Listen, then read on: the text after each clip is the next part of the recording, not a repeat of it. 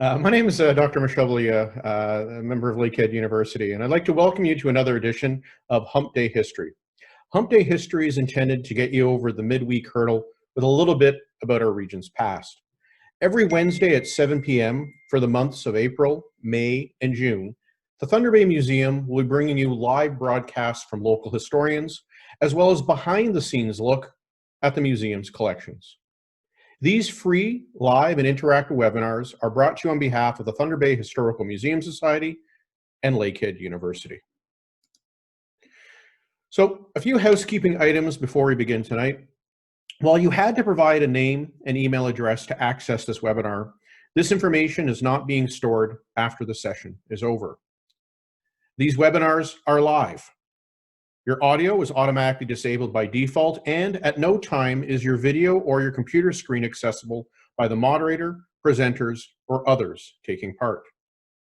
Questions can be asked by moving your mouse to the bottom of your screen. There you will see some buttons for interaction and asking questions.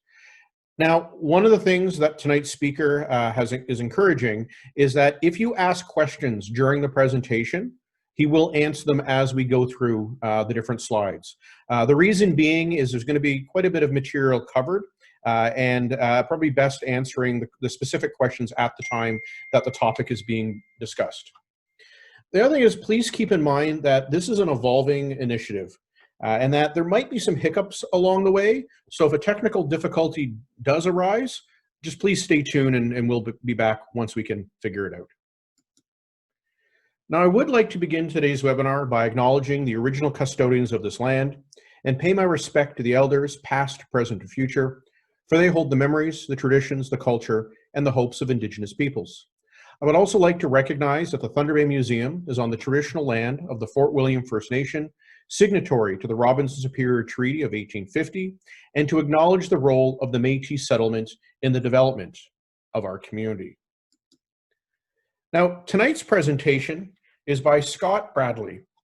Scott is the Executive Director of the Thunder Bay Historical Museum Society. He's a former curator of the National Museum of the United States Air Force in Dayton, Ohio, and he's worked in the museum field for over 17 years.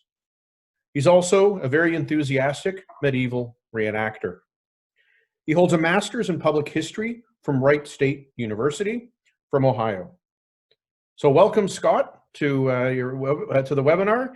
And tonight, Scott's going to be talking about hazards in the collection. So Scott, I'm going to turn it over to you. All right, thank you, Michelle. We'll go ahead on to the first slide and jump right into things. So this slide is meant to be kind of an ice-breaking joke, but it also is kind of serious. It is not an untrue slide about most of the things we're going to discuss tonight. It is a lot of these can be very serious topics, but you will hear me cracking jokes. But in the end, these are very serious concerns, and I hope that all of you learn something tonight. So if we'll go on to the next slide. So our learning goals for tonight are to introduce you to some of the potential hazards that museum professionals and curators, registrars, conservators often encounter within the artifact collections of their museums. We're going to talk about some of the solutions and safety precautions that you can take, and also maybe some policy that museums often interact with to try to mitigate some of these concerns. But the goal here tonight is to not give you an entire lecture on how to deal with and exactly how to mitigate each hazard. It's really just to change your way of thinking about some of the products and household items and artifacts that museums encounter, so that you look at a lot of those things with a critical eye and wonder, is that little thing sitting in the back corner under my sink really safe, or is it really dangerous? So we'll go on to the next slide. If you are one of the folks joining us from a museum and you think, well, we don't collect guns or bombs, we shouldn't have anything to worry about. Well, a lot of the things, like I was hinting at, that are in our museum collections were designed in eras when regulations were not what they are now, or when the science or the knowledge about those objects was not what we understand it to be today. Whether it be the lies we were told about cigarettes, DDT, asbestos. I mean, many of these things that we thought were safe or no one bothered to check whether they were dangerous exist in a lot of our products. And some of the things we're going to be reviewing today are things from the military world. And the military has or at least the U.S. military, from my experience, has a dim view on safety of their people, or rather expects them to be held to a higher standard of taking things safely. So when these things end up in museums, we all of a sudden have a situation where we don't have the regulations in place. We don't have all the safety protocols that say would exist with the product when it was originally in use. So now we're in a situation where we're exposed a little bit more. So we'll go on to the next slide. So one of the things that we're going to be noticing tonight on a lot of the slides is we're going to be talking about, or we're going to notice little icons down the corner, and we'll get to those in a second, is the fully harmonized system of classification and labeling of chemicals. So if you see those little pictograms, this was the scheme that I actually came up with at my former employer at the National Museum of the United States Air Force to mark a lot of our cabinets that contained hazardous items. So one of the first projects we worked on was actually our medications and narcotics collection. So moving a lot of those items to single locations so that people weren't going to encounter them kind of at random throughout the collection, and they could feel a little safer when they were working there. And so when they went to this one particular location, they could prepare themselves by putting on proper PPE, which in this case was rubber gloves and a dust mask, and often also goggles, just to make sure that no dust or anything else got onto them. One of the, well, we'll get to it in a little bit. I really want to get into some of my side stories. So we'll move on to the next slide. So one of the things that that you'll see down on the corner of each slide is you're going to see a little pictogram. And these are all the examples of the ones that exist from the globally harmonized system. I'm not going to read them all through there, but you can kind of get an idea of what those are covering, all the different types of chemicals or products, and what their hazards would be to either the environment or to someone's health. And we're going to cover quite the gambit of these tonight that are kind of you would encounter in a particular museum setting. But also some of these products might be something that's in your home. So again, you know, start thinking about how you might encounter these and how you might be able to even make your own home a little safer. So go on to the next slide.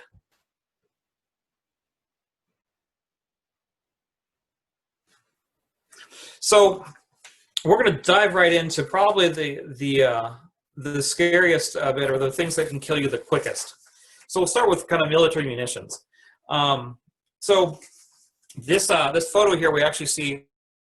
Well, you can see what happened to this poor gentleman after he has this proud collection of hand grenades and ends up actually getting arrested for it.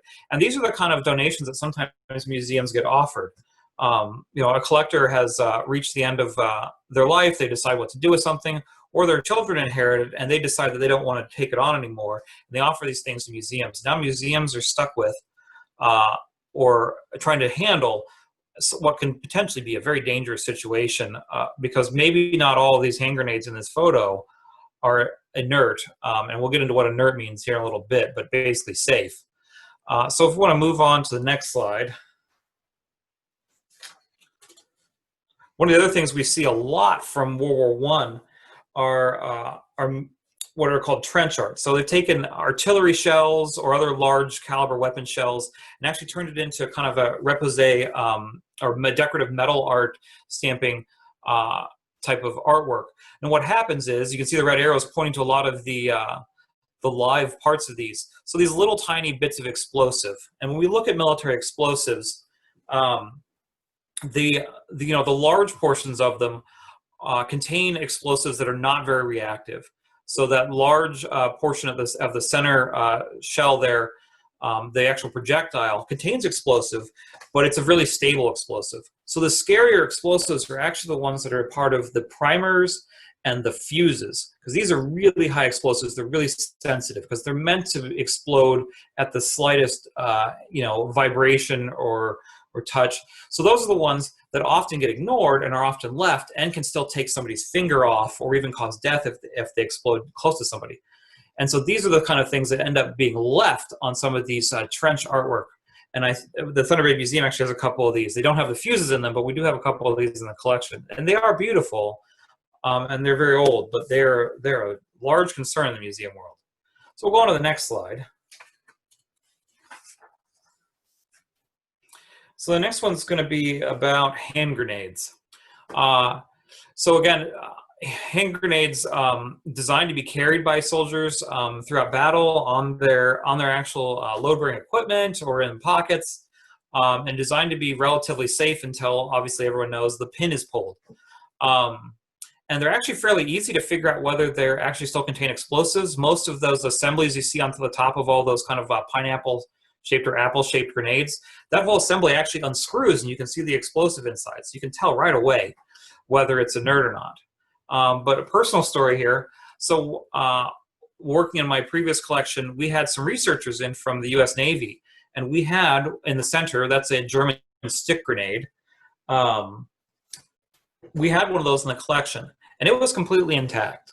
But we had paperwork from the 1970s that said that that item was inert, or it basically was no longer contained explosives. So inert is really, it's not chemically reactive anymore, so there's nothing in there that's going to explode or catch fire or anything along those lines.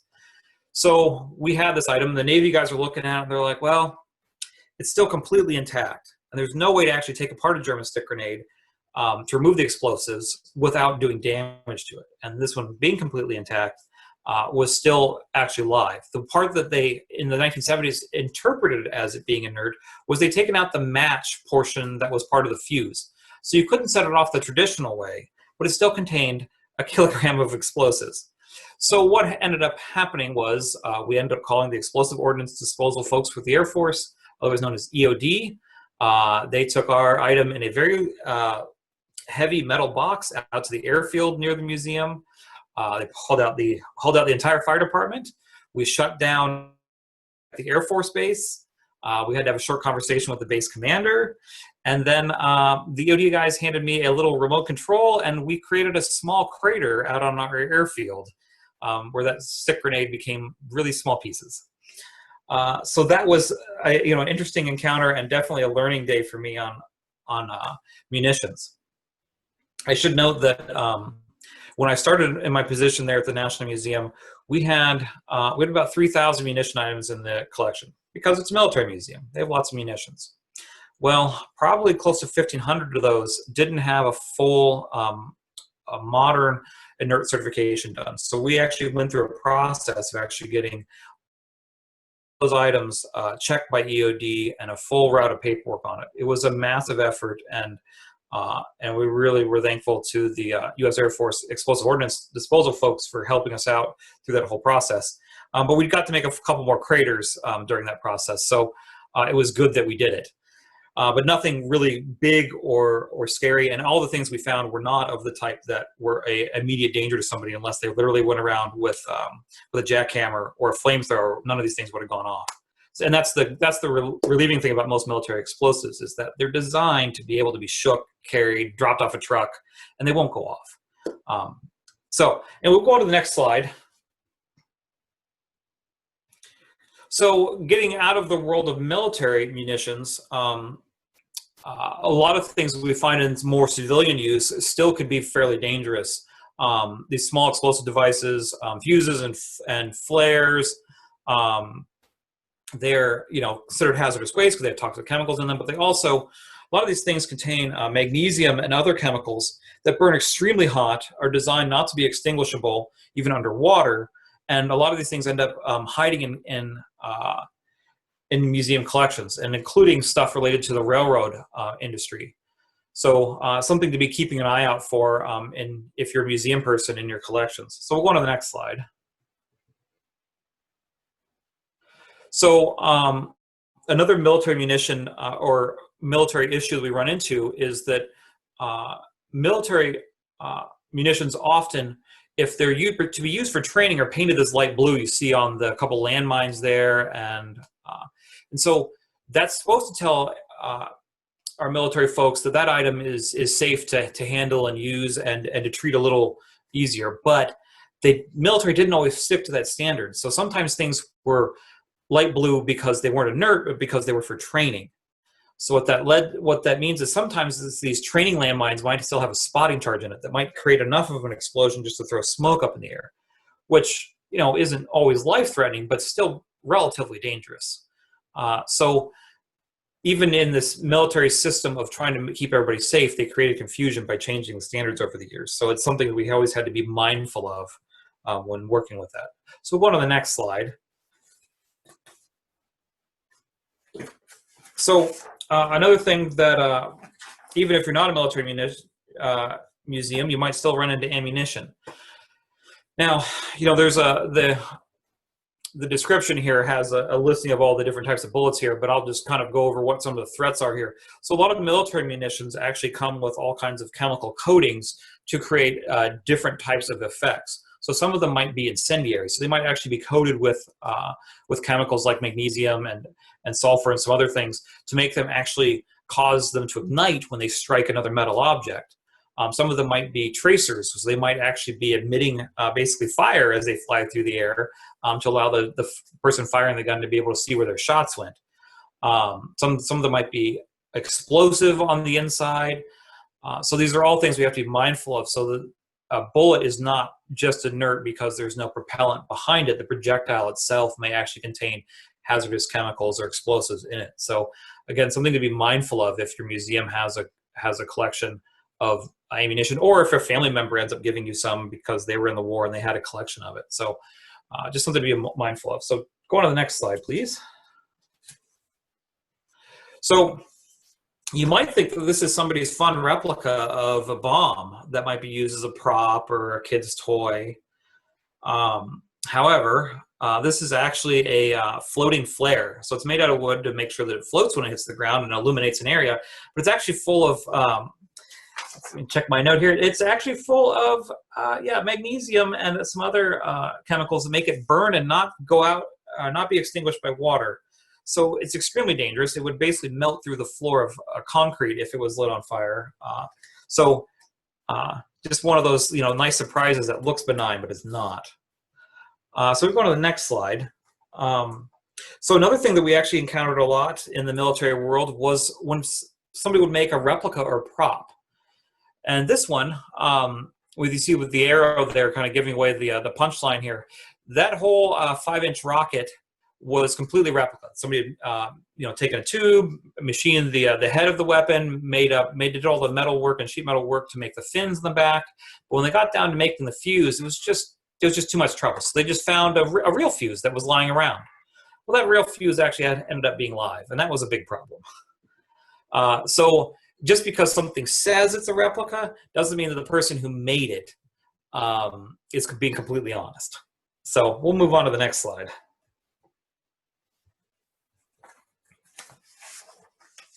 So another thing that a lot of us may encounter in our personal collections or even in the museum world is cannonballs and cannon shot. Not all of them are solid shot. Some of them have explosives inside. They may be designed with submunitions inside of them. So submunitions being like shotgun pellets that might come out. And all of these things are made with explosives from that era that are relatively unstable as time goes on. Modern munition explosives, like I was saying, and propellants are designed to be safe over a long period of time and takes shocks and heat and hammering and not go off unless the fuse that's designed to ignite them actually activates. But these were not designed that way. And these are still significantly dangerous even after they've been sitting for a very long time. So, if you encounter something like this in your collection and you don't know or you don't have paperwork that says it's safe, then you should probably get an expert in there to get that done. We'll go on to the next slide. This one's more of just a fun example of something that just looks really odd. If I would have found this on a shelf and I hadn't been handed to me in context, I wouldn't have told you that this was a French rifle grenade, because it just looks like kind of like an interesting piece of metal. But it certainly is, and could have been very dangerous handled otherwise. So just another interesting example. So we'll go on to the next slide.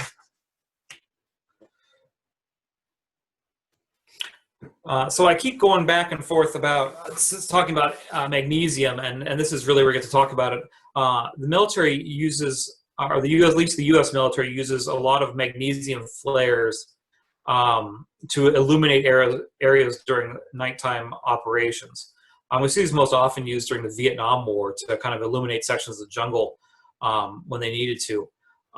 And these things are sometimes and filled with basically powdered magnesium and burn extremely hot. They're extremely dangerous, and if one was ever to ignite inside of a building in a museum, basically you could write off that building as soon as that thing went off. There's not much you can do. So scary item. I've never encountered one that was actually live, thank goodness. So we'll go on to the next one. The mining industry in the Thunder Bay area, these items may be something that we encounter in our museum world. And if you don't know what you're looking at, can look like just a little chunk of metal. But if you do know what you're looking for, and that's why we're listing the example here, these can be, they're not a very big item. The explosive they produce isn't very dangerous, but the effects that they produce when connected to other things can be rather dramatic. So just another thing to keep your eye out for. So we'll go on to the next slide. So the next one, I did not actually add this finished quote or onto this slide just for the Thunder Bay folks. This was actually on my slide for many, many years when I've given this presentation in university settings and at conferences. But it is still rather amusing, and my mother-in-law still hates it that I have this on the slide. But this stuff is quite the fire hazard if it is hanging around your museum, and you wouldn't really know what it was, again, unless you had seen examples or kind of were new to be wary of it. So go on to the next one, which often we encounter when looking at whole aircraft. Aircraft in themselves, even civilian aircraft, often contain explosives, but military aircraft, especially, even if you take all the weapons off, still end up containing explosives because of all the life-saving equipment, including the ejection seat, which has a really powerful rocket in it, so it can lift an ejection seat, which is on the order of 150 pounds, plus another 150-pound pilot, plus all the gear. He's a powerful rocket to shoot somebody and all that weight out of the aircraft. These are one of the more common items that we actually encountered in the Air Force Museum system that was still live, probably more than munitions in some cases. So we'll go on to the next slide. So another thing that we encountered, and it's and probably the hardest thing to probably detect, explosive bolts. These would often be just installed with all the other regular equipment, and unless you had basically what was called the tech order, or basically instructions for maintenance for an aircraft, you wouldn't know that you had explosive bolts involved. Now, they tended to be fairly rare and not used in very many places in aircraft because if that was hit by any ground fire or there's some other malfunction with the aircraft, they could cause other issues if the explosive bolts went off. But often used in separating rocket sections in emergency systems within aircraft. So just another thing that we were very wary of all the time.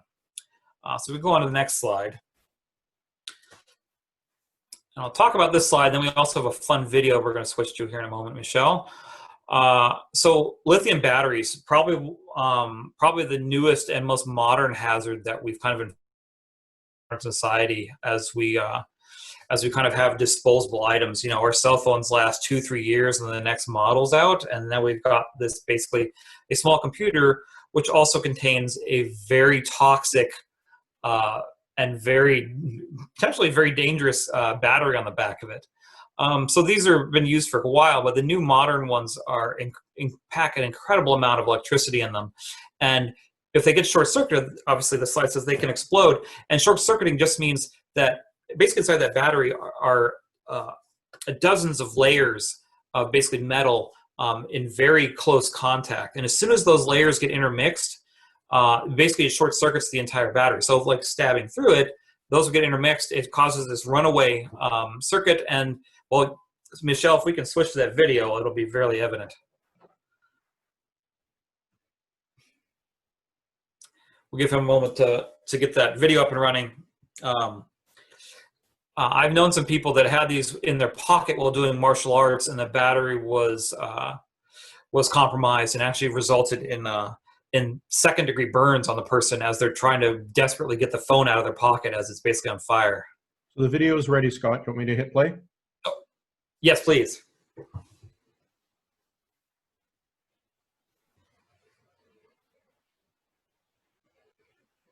I hope that's coming through for everybody. It might not be coming through as quickly.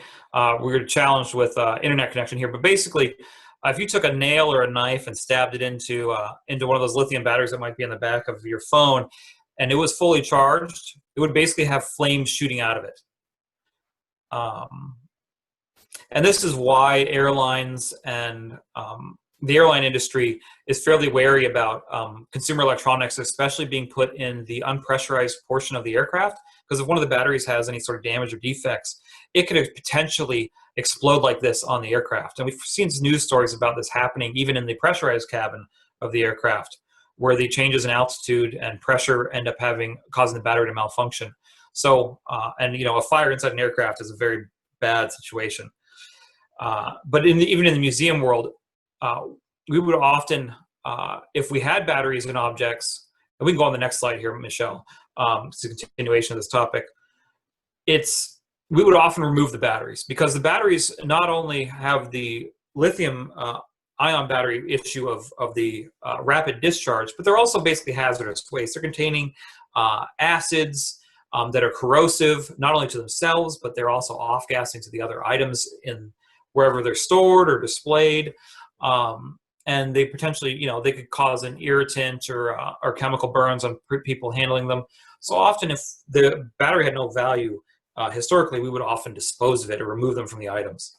So again, the long-term storage of batteries is not a sustainable thing often. So we'll move on to the next one. Okay, so taxidermy. When you go around all those interesting museums, you see those nice stuffed specimens that are really interesting. You get to see basically animals from other worlds that you would never normally get to encounter or not to see that up close. I remember that a lot of those that are made basically before the 1970s probably are full of some of the most toxic chemicals you can possibly imagine. Why? Because they make really good preservatives. They kill everything.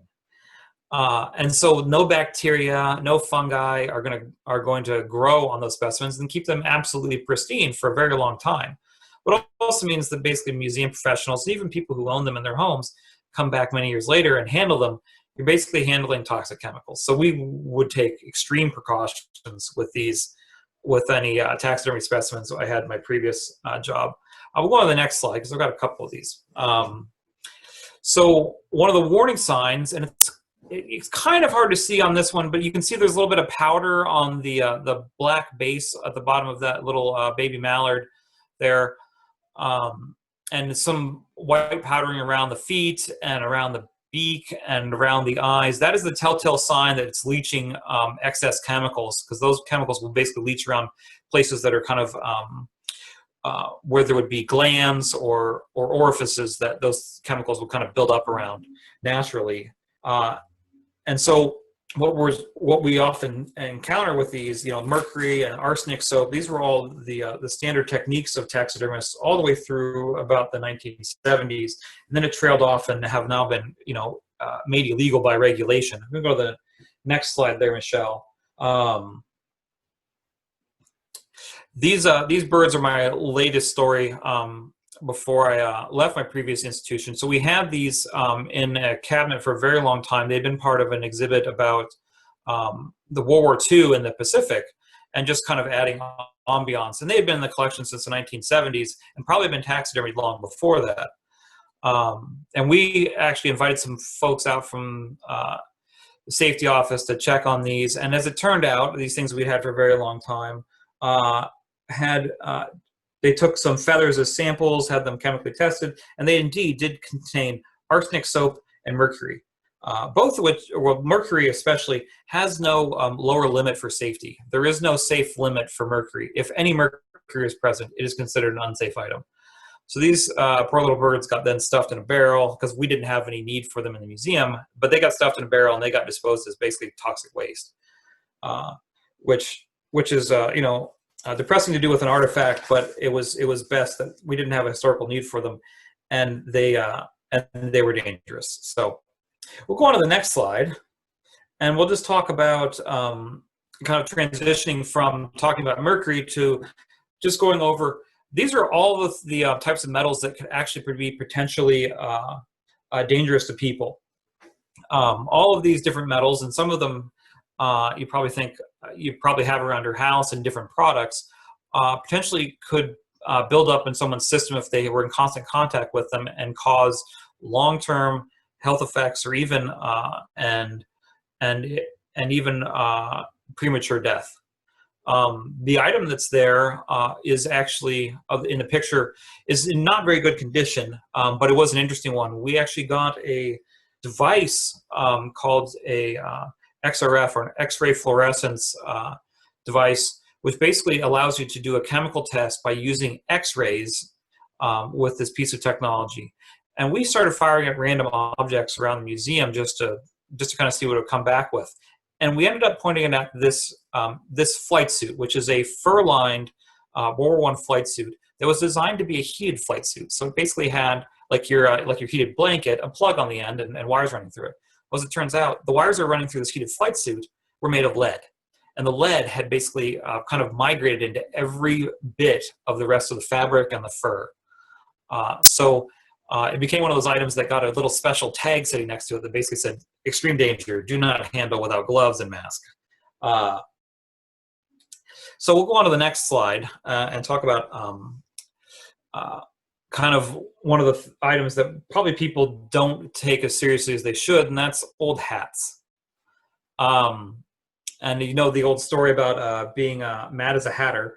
The felting industry that produced hats up until the mid 17th century in France and probably around and in England often used mercury to aid in the felting process, and that meant that the workers that did that often went somewhat mad, but also leaving that residue of that toxic chemical on the hat probably had disproportionate health effects on also the wearers and users of those hats. And now some of these hats sit in our museum collections and in our personal collections with that mercury nitrate solution lingering there. And the mercury can often cause early dementia or other serious health ailments as well. So we'll go on to the next slide. Scott, I do have one question, I think, that's related to your previous discussion about metals. Sure. So someone's written in and asked about, first saying that this is really informative, it's interesting in the extreme, but what about some of the concerns and precautions taken around historically edged metal weaponry, such as katana blades, for example? I mean, is the edge typically dulled, or would that be considered something that compromises the artifact? And how does that play a role in hazards and classifications?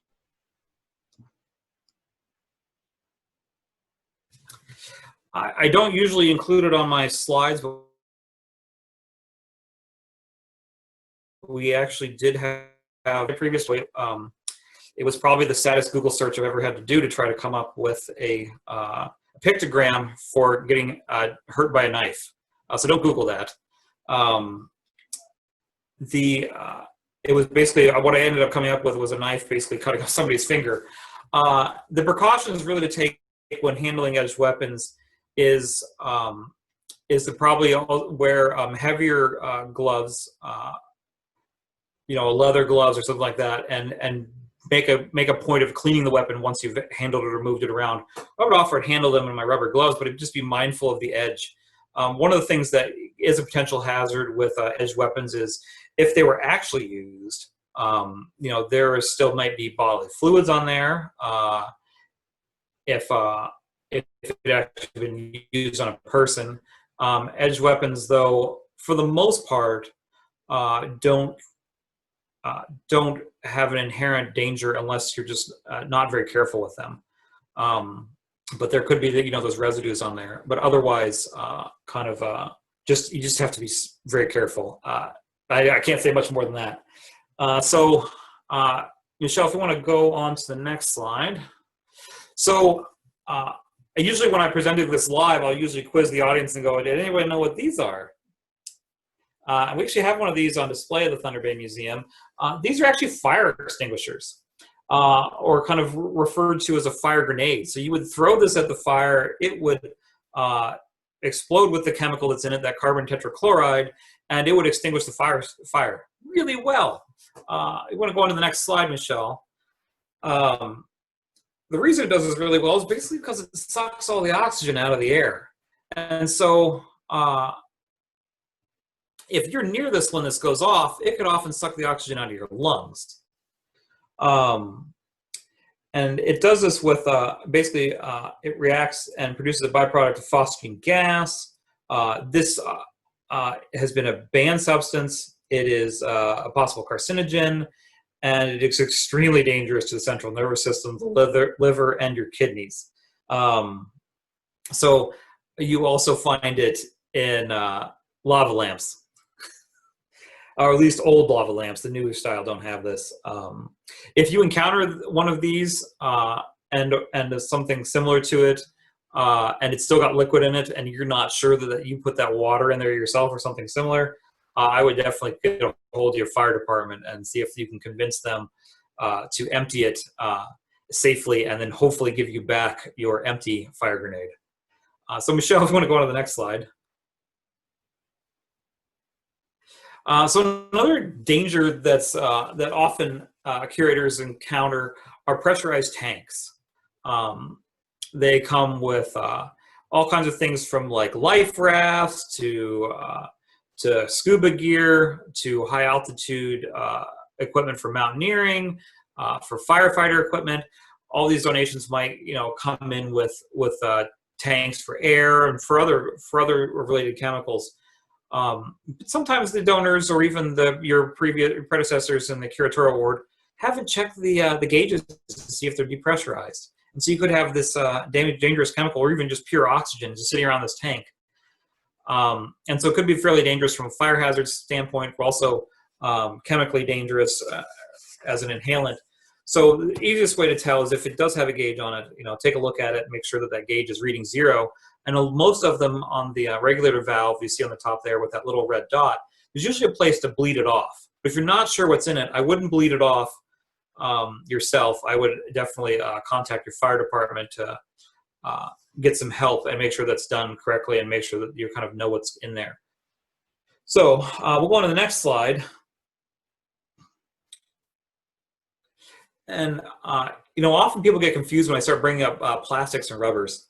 And this is a complex topic to talk about.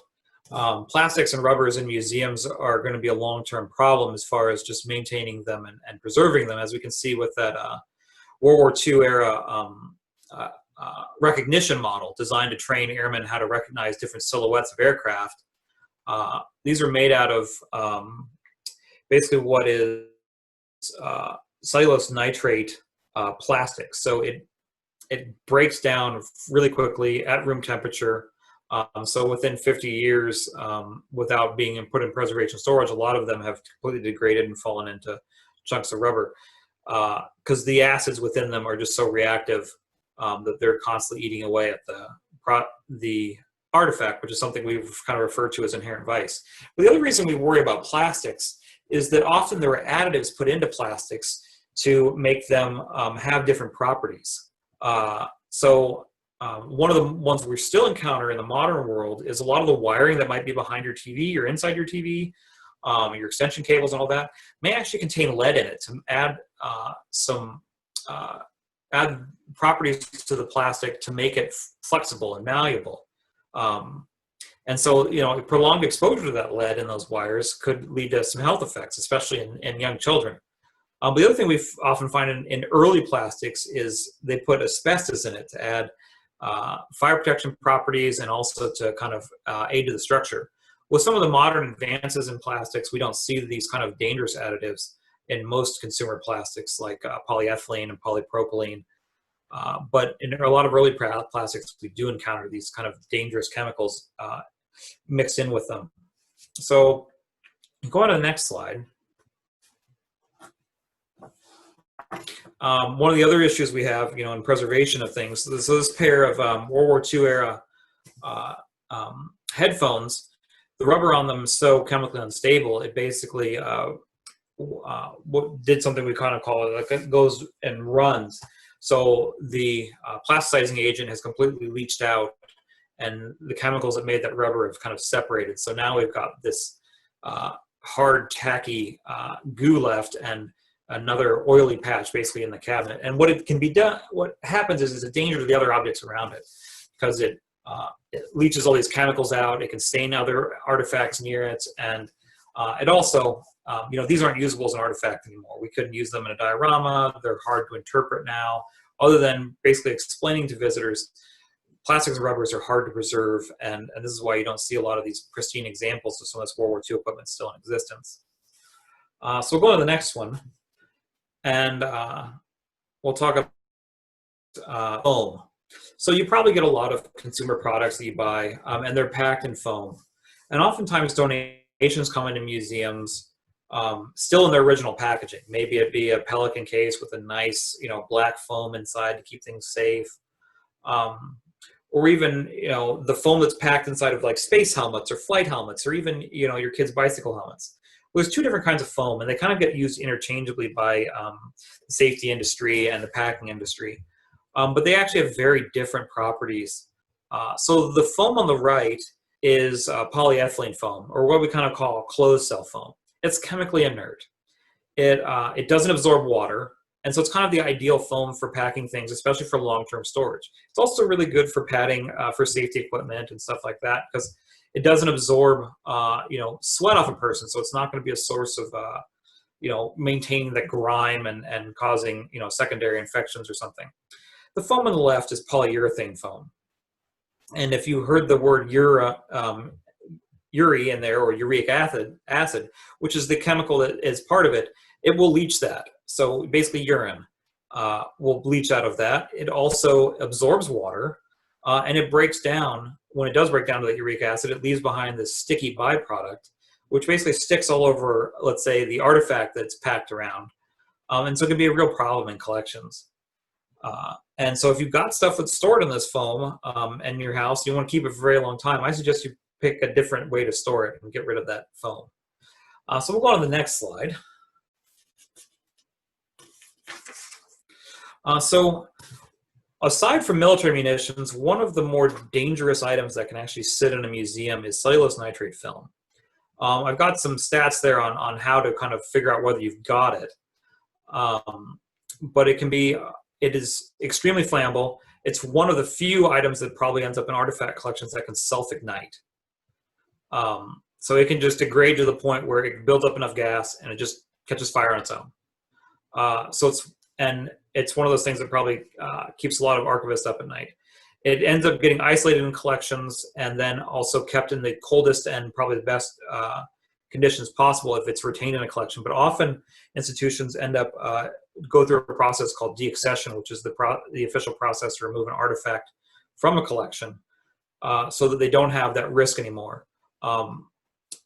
So extremely scary stuff. Michelle, we do have a video if you want to work on pulling that up. It's a longer video, and it's okay if we turn off the sound on it because it's scientists saying scientific things.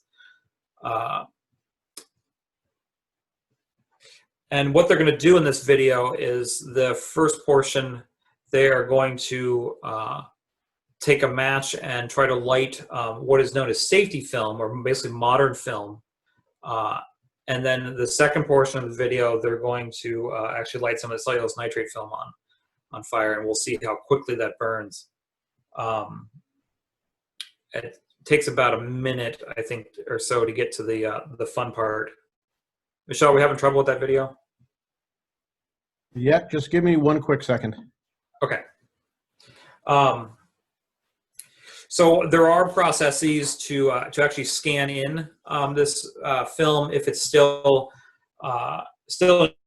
decent condition, but those can be expensive. But a lot of museums, it depends on what the film actually contains. It may be worth it.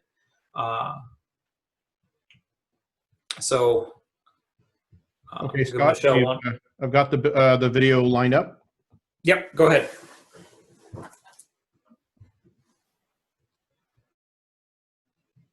Yeah, it is a 3-minute video, but we'll only go through part way through it. If hopefully that's playing all right for everybody.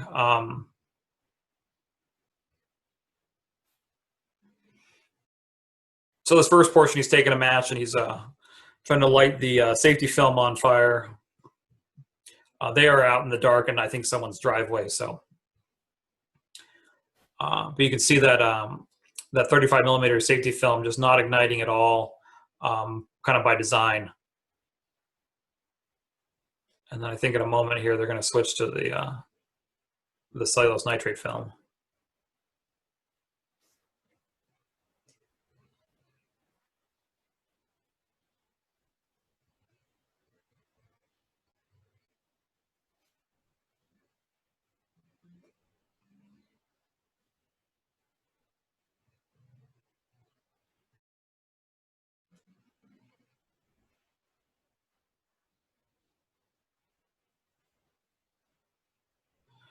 As you can see, it just kind of instantly lights up, and that's only a small little piece, but you can imagine a whole roll igniting just that easily and basically burning faster than the tissue paper. They go through another few minutes of like burning entire rolls, but we don't need to watch all of that. So Michelle, if we can go back to the slides.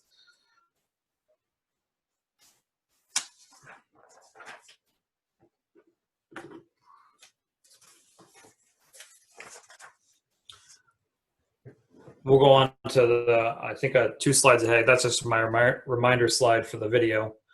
So the other, another big threat inside museums is asbestos. It's used in a lot of products up until the 1950s, 1960s, especially in the US, all the way up until 1975. But its height of use was probably during World War II up through 1975, especially in those early gas masks. And as you can see from the cutaway there, and can be, this is a crystalline product that's actually naturally occurring, so it's mined. And you can see the 3 different major types there. You know, if it's sitting around, like if you have asbestos tiles, or if it's sitting in products in a cabinet, or kind of buried inside of something, it's relatively safe to be around. It's not like it's radioactive, but as soon as it gets kind of aerosoled or basically like blown like dust into the air and you're able to inhale it, that is when it's a major issue, because it does not react well with lung tissue and can lead to of health effects. So we'll go on to the next slide. And often when I encounter military reenactors and they have their World War I kit and they've got their gas mask around, I often one of the first things I ask them is like, do you ever put that on? And 50% of the time I get oh yeah, I do. And I'm like, do you know what's in there? And they're like, yeah, I'm fine. The other half of the reenactors I encounter know full well the risks. So it's interesting to find out how cavalier people are with wearing their gas masks. So I will caution you all, don't wear your gas mask. So we'll go on to the next slide. One of the interesting things we learned through some of my research and experience was that in the U.S. this is called the M1917 helmet, but I think it has different names within within Great Britain and then within the larger British Empire. That little pad in the very top is actually asbestos, and it was designed to help protect the wearer from flaming, falling debris, so they wouldn't get burned kind of through their helmet. And it also kind of functioned as a pad to kind of make the helmet a little more comfortable. But it's exposed asbestos, so it's not containing anything. It's just literally like a felted kind of bit of asbestos. So we actually started the process of actually bagging all those helmets up so that they were contained, and then isolating them in the collection. So we'll go on to the next slide. Another place that we often encountered asbestos in a kind of uncontained format was actually insulation on parts on aircraft engines and other places related to places where there'd be high heat, like exhaust manifolds and kind of heat shielding around engines to keep them from overheating other parts of an aircraft or a car. Again, that mentioned to asbestos floor tiles, the 9-inch ones. Often you can also see this in sometimes ceiling tiles in older buildings as well, will be made out of asbestos. And in all these cases, there's a chance that it could and into the air, so not a safe place to be. So we'll go to the next slide.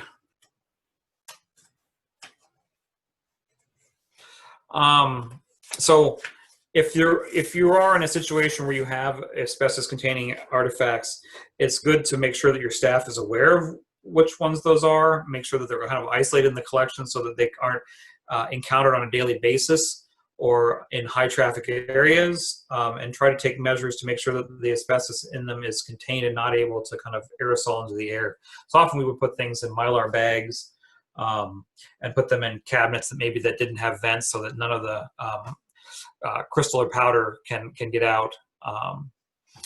And often when we would do those big moves, we would actually go full Tyvek suit, goggles, mask, the full set of PPE possible, so that there was no possibility we would come home with like some on our clothes and ingest it later.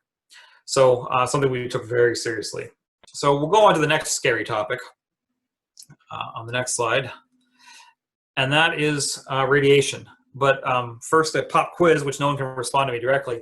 If you know who the man on the right is, maybe type it into the chat box or the questions, and we'll come back for the answer later. Radiation, we often encounter in museum collections, not only in consumer products, but also in geological specimens, and even in some consumer products. So we'll go on to the next slide. And we'll talk about kind of the different types of radiation we would encounter. So Scott, just to Yes. A number of people took up your challenge, and a number of people, I'm assuming, got it right in terms of Ronald Reagan. Oh, that is absolutely right. Yes, that handsome devil telling us all about how to be safe with radiation so many years ago. So the three different types we're going to encounter, and we'll kind of it will be highlighted on some of the slides. Is alpha, beta, and gamma radiation.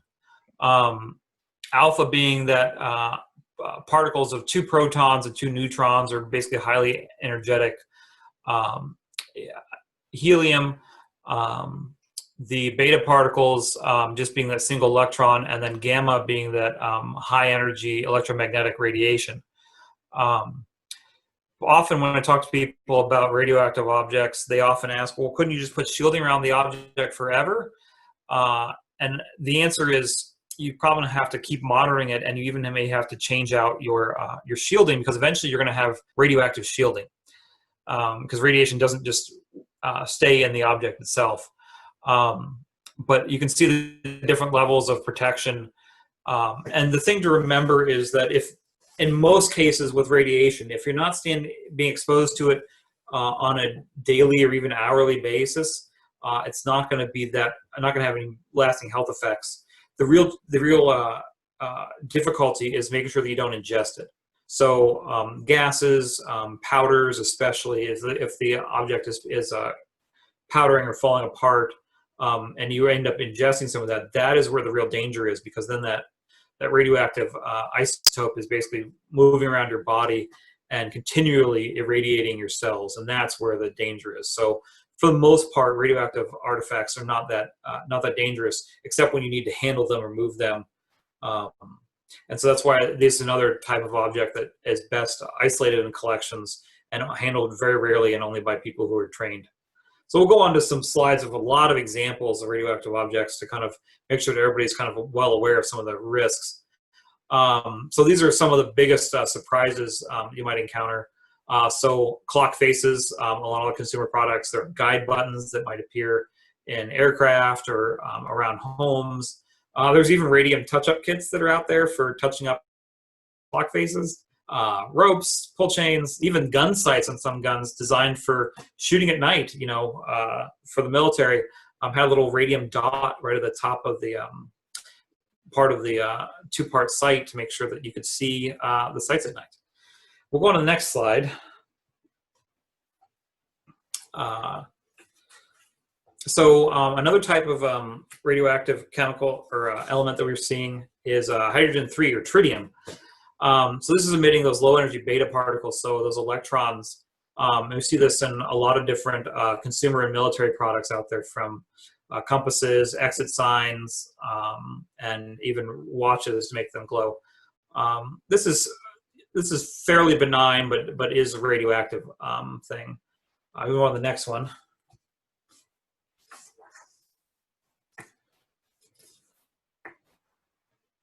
A bunch of examples of radium-226 here. So some fuse switches against more clocks. They even had night vision testing targets during World War II, so that they could actually test whether people's worked well with a standard kind of example. So you can see that one on the lower right. So a lot of interesting and varied products made with radium paint on them. Most of the time that radium paint is behind glass or behind a plastic layer. Sometimes it's not, and that's where it's extremely dangerous, is when it's not behind that sealed glass. So going on to the next slide.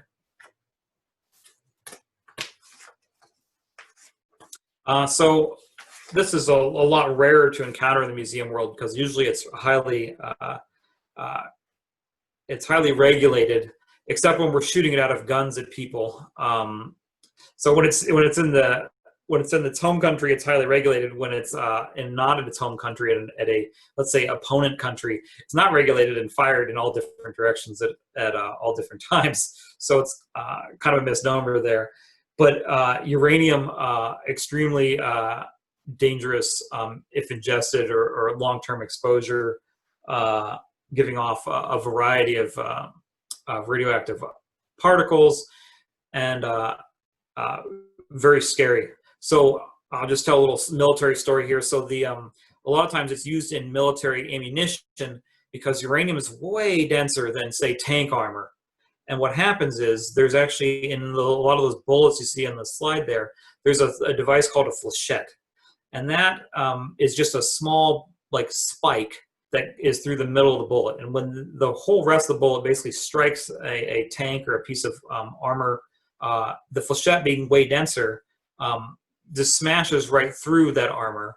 And what a funny thing about uranium is, once it's smashed through that armor, it actually self-ignites because of the friction, and explodes. So now the people inside that tank are now encountering exploding metal that's on fire and is also radioactive. So it's a pretty devastating weapon to the inside of a tank. But again, you don't encounter them very often in museum collections because they're highly regulated, but it's possible that unexploded rounds or dropped rounds that are coming back from Middle Eastern countries or other places where they've been used in the world could cycle back to museum collections. So something to just be wary of. So Scott, a follow-up question with this. In the center bottom of the image, there's been a question about, are those arrows pointing to where depleted uranium is used as plating as well in tanks?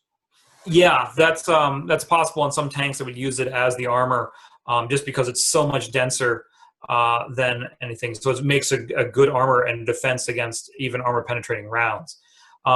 Other places you might encounter depleted uranium are actually in aircraft as counterbalances. So, like the B-1 bomber that the U.S. has often has some basically depleted uranium bricks in the front to kind of make the center of gravity for the aircraft go much towards the front. So, it's used in a lot of other kind of benign situations.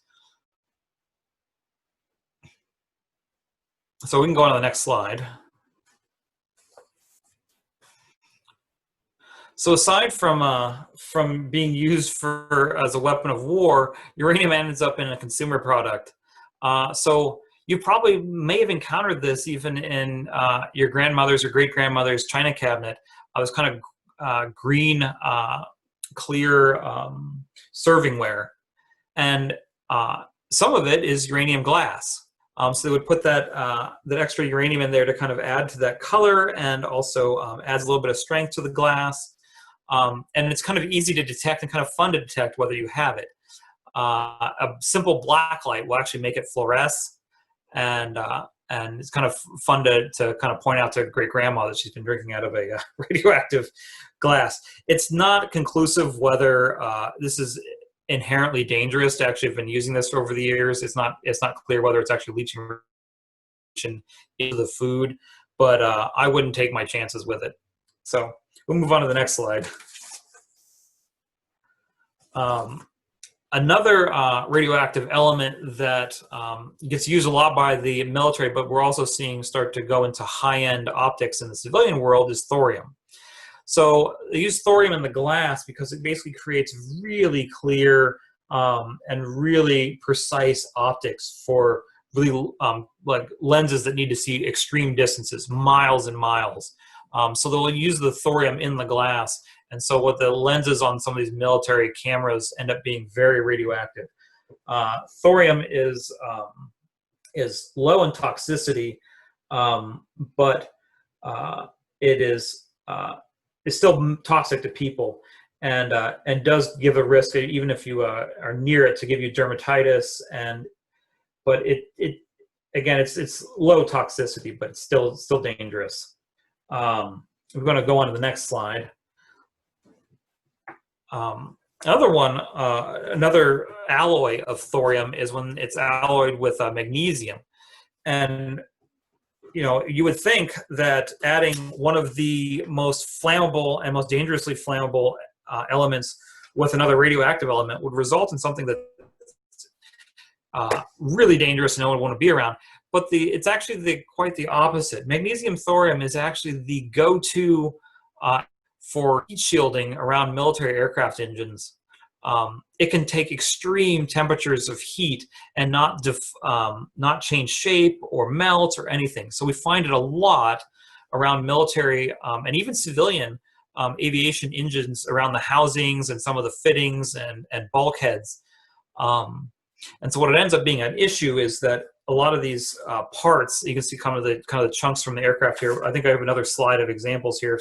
Michelle, if you want to go to the next one, is that sitting in all those aircraft that are on display on plinths or up on stands in front of buildings and in front of military bases, is some of these radioactive things sitting there and then having to be removed years later, sometimes through difficult bird-infested processes.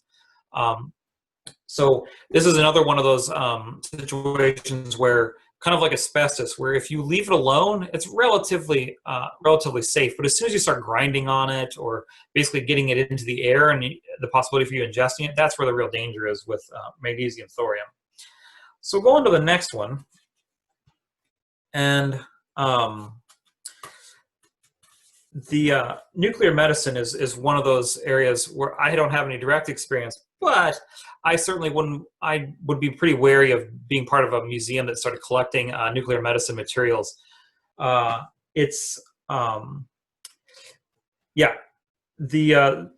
syringes and some of the other stuff related to this probably contain residue and not able to really be properly cleaned just because of the tightness of all the plumbing involved. But just another thing to be kind of aware of and know might be kind of hiding among medical collections. So we'll move on to the next one.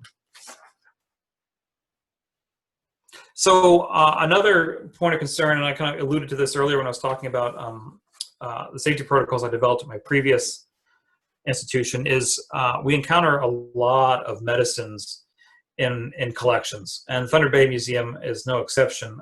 We've got some that we're going to have to start taking a close look at. We don't know. Often some of the medicines, we know exactly what's in them because the chemicals are written on the outside. But when I allude to snake oil on there, we have often early medications that we don't know the contents of, or the medicines themselves are highly dangerous and easily you could overdose on them by a simple exposure, or they could be breaking down chemically over time and turning into compounds that are even more dangerous or toxic than the original chemist had intended. So something to be very wary of in collections, and a good conversation to have with your fire department about maybe emptying the bottle and then cleaning the bottle and then returning it to the museum. completely empty, because often what's important is the bottle and maybe not the chemicals inside, or at least they're not worth the risk over time of anyone possibly being exposed. So we'll go on to the next one. Another thing that we encountered a lot that actually had a lot of hidden dangers in it was medical kits. So they often contain a variety of chemicals related to, foot care, insect repellent, sunscreen, toothpaste, other medical liquids. And all of these things are basically sitting there in small containers, slowly degrading, turning into other dangerous chemicals. And often they would be still contained in that little green pouch when we found them, with all of the parts still there, completely intact. And unfortunately, we would have to go through and like take stuff apart to make sure that we didn't have basically this little lingering chemical hazard sitting in one of our storage cabinets. So again, it's, something to be mindful of and keep track of. So on the same subject of medical stuff, narcotics. My story about this one is that as I was a wee lad in my first days of being a curator, I was told one day to go over and visit the director of the museum. He had something for me to take from the main museum building back to our storage facility. Now, I'll point out that our main museum was not on the military base. It was just outside the gate, and I had to take it to our storage facility, which was inside the gate. So among the many federal regulations I've probably violated, one of them was probably taking drugs onto a military base. So this was a wad of opium, and it's actually interesting and probably worthy to be an artifact, but a little confusing as to the ethics of it. This little wad of opium was used during World War II as part of a barter kit. So a lot of the airmen, not only from the British and the US, were flying over Papua New Guinea. And often barter kits contain gold coins or other things that might have been of value. But in remote areas like that, gold didn't have a lot of value. However, since the British and the Chinese over time had gotten the locals there addicted to opium, there was a value to having this with you. So you could barter for this to have safe passage back to a US or British base to get back to safety. And so this little one of those kits. Now, this was highly regulated during the war. They would only hand this out. It was actually classified that this program actually existed to have it, but they would hand it out. They would measure how much they gave you. You had to bring back the same weight of lump that they had issued you, and it all went back into a safe. This was classified for quite a while that they even did this as part of barter kits. So after I got this back to our storage area, I called the Drug Enforcement Agency with the US and kind of was like, we have this thing now. Should we give it to you? And their response was, after a few minutes of kind of hemming and hawing, was, after 60 plus years at the time, it's probably dirt. It's probably not opium anymore. It's probably just kind of opium-laced dirt. So it's probably not something that we want to concern ourselves with, and you can happily keep it as an artifact. So that was kind of a relief, but still nerve-wracking. So, as time goes on, do we in the museum world think about how do we document and keep track of what are some really significant issues related to narcotics? And so we'll go on to the next slide. So like drug paraphernalia, all those things related to the use of drugs and the consumption of them, they are kind of part of our culture, maybe a subculture that not all of us are proud exists, but something to think about. And we do have some of these opium pipes in my previous museum's collection. The risk here is there residue? Is there going to be a toxic reaction with the drugs for somebody who maybe touches or inhales that residue? So there's obviously, maybe a cleaning issue to be had here, but a lot to consider around this. So on the next slide. So the other thing we encountered related to narcotics is a lot of first aid kits for the military contain a morphine syringe, which I would have happily, if I was ever in combat, would have happily been carried one around with me just in case I suffered some traumatic injury.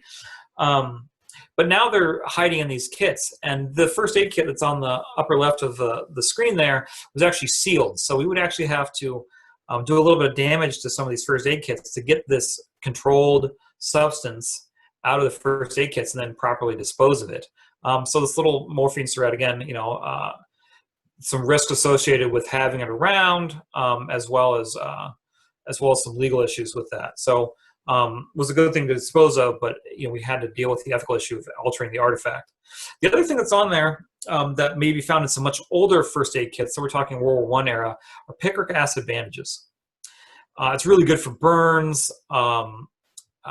It's when it's wet. They're great at dealing with burns.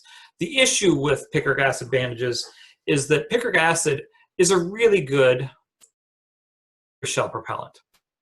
So, and that's when it's dry and it's powdered form. But when it's wet, it's benign. It's a great, as I said, it's a great bandage for burns and scalds. In a museum setting, they're probably going to get dry. And they are extremely flammable and explosive. So even just knocking one off of a shelf or bumping it might cause it to ignite. But they're easy to put out, and they're easy to make safe by just literally pouring water on it. You don't see them very often in museums, but something to be keep your eye out for if you're into military collections. So we'll go on to the next slide. Another one that kind of gives me the heebie-jeebies is medical equipment. So you often encounter this in collections, but unless you cleaned it yourself, are you sure that anyone cleaned it before it got donated? Depending on the era, it may have never been cleaned or maybe just wiped off. So what is still on there? Is there still bodily fluids? Is there still lingering pathogens that have never been cleaned away? So we always were very careful to handle medical equipment with rubber gloves on, possibly even a mask, just to be very careful with it and not be too casual with those items. So go to the next slide. Just a couple more examples of medical equipment. This transfusion kit obviously had been used in this bottle as part of a transfusion or anticoagulant kit had been used. And so we know this had touched a person, so we were very wary of this object as well. We'll go on to the next one, which is a fun story. So this aircraft model made out of used medical equipment was presented to the donor to the museum by a South Vietnamese soldier during her visit to the Cong Hoa Military General Hospital in November 1970. It had been in the museum collection for a long time. It used original needles from syringes that had been used to treat patients with hepatitis. So that's what the little kind of bombs and engines on the bottom of that plane are: syringes and needles from treating someone with hepatitis. Some of the rest of the aircraft the fuselage is made from X-ray film and some other random kind of medical parts. So again, another artifact that kind of gave us all the heebie-jeebies. Now, does it still have hepatitis on it? Probably a pretty low chance of that, but I didn't want to take any chances with it. So definitely a creepy artifact. So we'll go on to the next slide. Another one, not so much a big hazard for people, but food in collections can often be a attractant for pests. It could be buildup for, or could be a risk for molds and some other health hazards secondarily. One of the things that can actually happen is if air gets into some sealed containers, they could actually start having chemical reactions, bacteria buildup. We had a jar of applesauce explode in a cabinet, and we actually had to dispose of the entire cabinet. Not the contents of the cabinet, but the cabinet itself had goo all through the inside, which could not be cleaned off because the explosion was rather dramatic. I wish I had a picture of it, but just be mindful. Long-term storage of food, especially in sealed containers, is probably not the wisest thing. So go on to the next slide.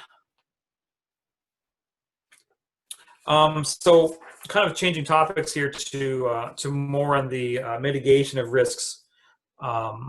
So one of the things, like I said earlier, we kind of went to a cabinet labeling system to make sure that all of our staff were well aware of what the hazards were when they went into a particular area and what PPE they could use to be safe. And I think in our current era of the pandemic, we'll probably see and become more familiar with this kind of signage as time goes on. You want to go on to the next slide, Michelle. As part of that system, we also added in tags to every object that was a potential hazard, so that if the object got moved out of the cabinet, a warning tag went along with it to echo those same messages about having proper PPE and what the hazards potentially they could encounter would be. So go on to the next slide. So if you have things in your museum and you kind of know who the manufacturer was, the standard out in the manufacturer's world is that they need to produce a data sheet for any chemical that's produced or any chemical containing product. So you would actually be able to go and find these safety data sheets and find out about what the chemical hazards are and what the what PPE or what steps you could take to mitigate those risks. So those safety data sheets do exist for a lot of products that you may actually have in your museum. Some of these companies don't exist anymore, so it may be harder to find some of them. But for a lot of more recent artifacts, it may be possible to actually get this information and to have a really good knowledge of what the risks might be. So go on to the next slide. These are just some resources that if for those of you in the museum world wanted to do some more research or kind of develop your own programs, some places you could go to for more information with the Smithsonian and the American Institute of Conservation of Historic and Artistic Works, as well as a really good book there by Nancy Oligard about risks and hazards in museums. So go on the next slide. So networking. If you're in the museum world, I really recommend that you do some networking with your local community. So talk to the other museums and archives in your community. See if they have protocols or even equipment to assist with disposals or dealing with hazards. You know, in this case, it's okay to copy somebody else's program or their resources. You know, reach out to, get to know your local bomb squad. If you're a museum that might have munitions or encounter munitions, make friends with them. I gave the EOD or explosive ordnance guys tours all the time. If they asked for anything research-wise, I gave it to them because then that paid dividends later because they would come by and help me with whatever I needed. The same thing goes with the fire department. Make sure you have a good relationship with the local fire department. Make sure that they're kind of willing to come out and come help and you know, help you mitigate hazards without maybe disposing of your artifacts. The other thing is to have a good relationship with university departments. They may have mandates to go help the community. They may even have specialized equipment to address or even detect some of the hazards that may be harder to detect on your own or with the equipment you have in your institution. So having a good relationship with some of those departments in your local area would also be really beneficial. So on to the next slide. So these are kind of wrap-up slides. It's really important. I really want all of you to be safe and for your museum and or your personal life to not have some bad publicity. This being the National Museum of Natural History in New Delhi, which completely burned down and they lost the majority of their building. The cause is still unknown. But their sprinkler system was actually out of order at the time, so there was no way to actually address the fire or any issues that were happening with this. But this is just more of a inspiring thought kind of slide. So we'll go on to the next one, which should be our question slide and one of the funnest pictures I ever took. So. Okay. Well, thanks, Scott. We do have, so I just want to encourage everyone at the bottom of your screen, there is a Q&A button. Please do put in there, type in your question, and we'll answer them in order. First question being, in Northwestern Ontario, being on the Canadian Shield, we do have a lot of issues with radon that occur. Now, can that be transferable if something is made a stone object that may find itself within a collection, or once it's out of the ground, does it become inert? You know, I should caution that I'm not a chemist or you know, an official in health and safety, but you know, radium is naturally occurring usually as a gas and usually not as a solid in situ. But there are radon basically containing minerals out there, and you could have a mineral removed from the ground that's still off-gassing basically radon gas for a very long time. So it's potentially an issue. But usually, and this was an issue in Ohio too, where the naturally occurring level of radon was elevated enough that you would see a Geiger counter sitting on a table would chirp while on, just because of the kind of background radon radiation. And I think it's kind of the same situation here, where there's just any sealed area is going to have a little bit of radon building up in it. And I think if that mineral was just kept in a well-ventilated area, it would probably be fine. Okay, thanks. Next question is a question about chemical warfare residue, Agent Orange and others that might be present on artifacts.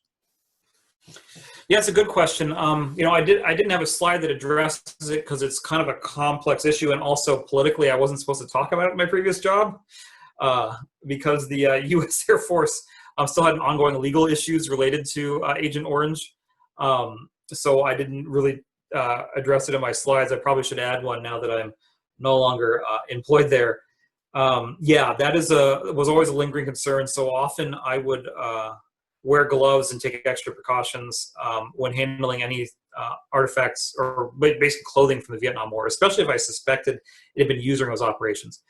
But Agent Orange and then some of the other agents that were used as defoliants during the Vietnam War, it's a very small group of people that are actually directly involved, but people on the ground were exposed. But again, it was a rare cases that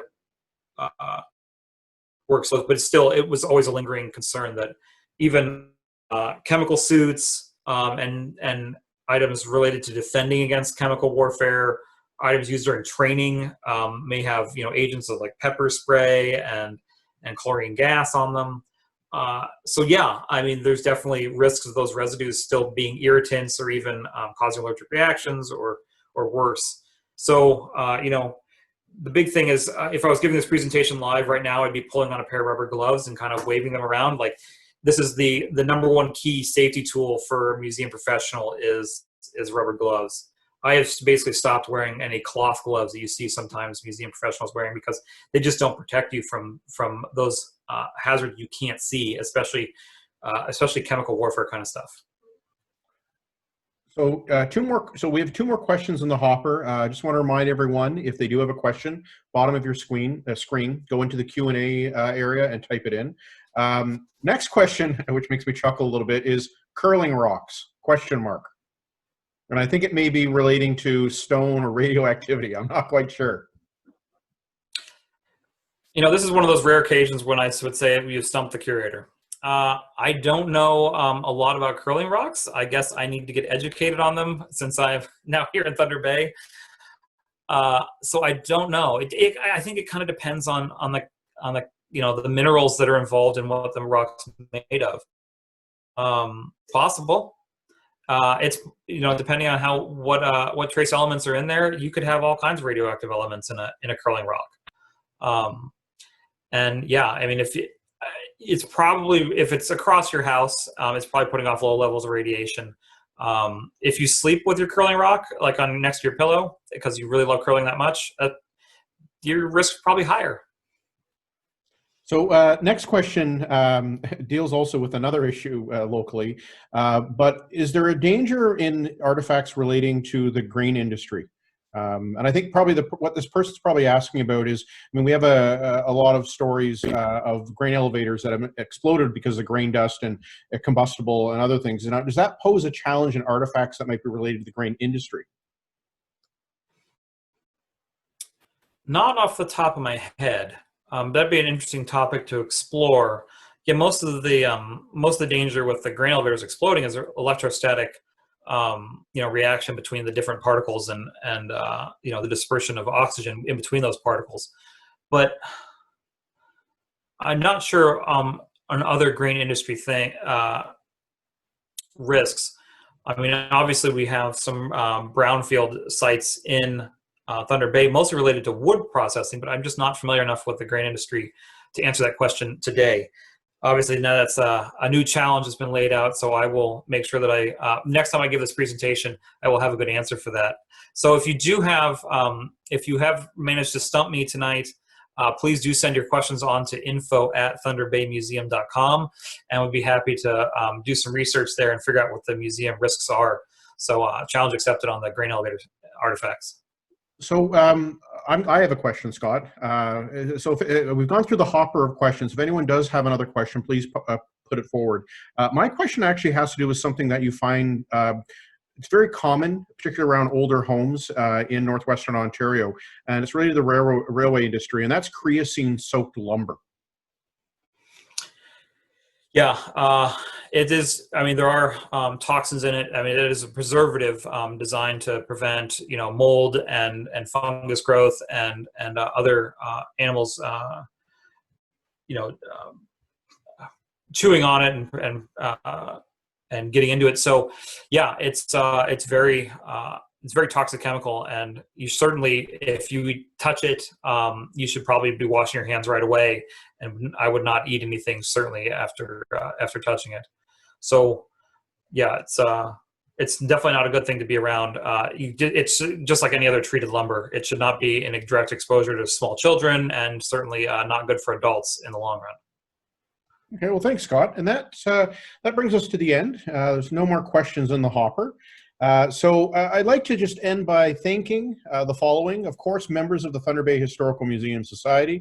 I'd like to thank the City of Thunder Bay, Government of Ontario, the Government of Canada, Lakehead University's Department of History, and Lakehead University's Technology Services Centre. Also like to thank Scott for taking time out of his evening to talk to us about hazards. Coming up next week, this is actually wrong what you're seeing on your slide, so I'll mention what the topic is. We'll be hearing again from Dr. Nathan Hatton from Lakehead University's Department of History, and he'll be giving us a presentation entitled, "Give Me a Home Where the Buffalo Roamed, the Demise of the American Bison." And for those of you who weren't quite aware, northwestern Ontario historically actually had buffalo bison in the western parts of the area just past Kenora. So anyways, join us next week at 7 p.m. for Nathan Hatton talking about the demise of the American bison. In the meantime, please go to www.thunderbaymuseum.com. Check out our online exhibits, find out more about our ongoing car raffle, and to learn more about the Thunder Bay Historical Museum Society. So again, thank you, merci, for coming out this evening, and we'll talk to you all soon. Have a great evening, everyone.